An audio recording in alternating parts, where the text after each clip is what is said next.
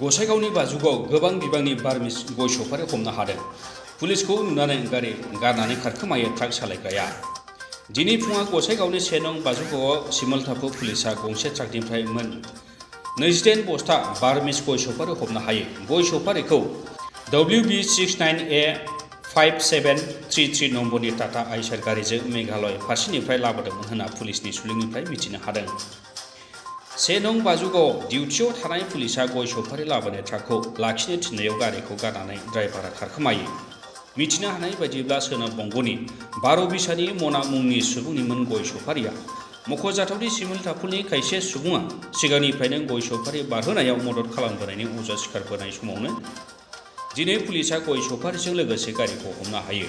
पुलिसा दिनै हमनो हानाय बार्मिस गय सफारिनि बेसेना 6 लाख रां जागोन होनना साननाय जादों।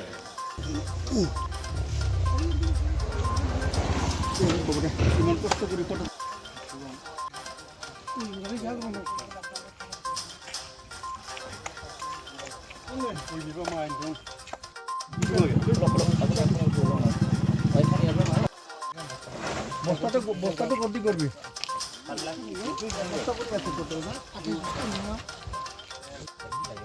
হব হব ইয়াতে থ ইয়াতে থ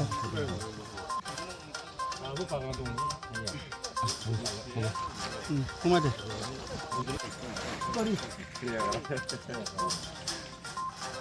এই গাছ পাস নাই গাছ